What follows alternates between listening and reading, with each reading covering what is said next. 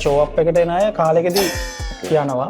අනිත් අය හිමීට එයාගේ ජීවිත කාලය දක්වා එයා ව්‍යාපාරිකයෙක් විදිහට ගමන යනවා. ඒක එහෙම ලයිෆ් එකක් අපිට ගත කරන්න පුළුවන්. අනිවාර්යෙන් මොකක් හරි වෙන ඉල්ලීගල් ක්‍රමයක් වෙන්න ඕන. අලිමෙන්තාරියක් කරන මිනිස්සෙක් අසාමාන්‍ය විදියට එහෙම හැසිරෙනවා නම් අපි දන්නවනේ අලිමෙන්තාරියෙන් ලැබෙන ලාභය. එයා මැනික් නෙමෙයිනේ විකුණනවා. ඒතකොට ඒගොල්ලෝ කාලයක් ඇතුළත යනවා. එහෙම ගියපු අය ඉන්නවා. මම වැඩ කරන අයගේ තියෙනවා මූල්‍ය සාක්ෂරතාවය අපේ ඒකනේ අර මම කිව්වේ අපේ DNA වලම වෙලදාම කියන එක නෑ කියලා. තියෙනවා නම් එහෙම කරන්නේ නෑ. දැන් මිනිස්සෙට ලාභය තමන්ගේ කැපිටල් එක බිල් කරගන්න නැතුව ඒන ලාභයෙන් එයා කාර් එකක් කරන් පෙන්නනවා නම් මම BMW okay X3 එකක් පදින්න ඒක නෙමෙයිනේ ව්‍යාපාරයක් කරන. එයා මුලින්ම කරන්නේ එයාගේ කැපිටල් එක වැඩි කරගෙන යන ගමන් එයාට යන්න පුළුවන් කාලෙක.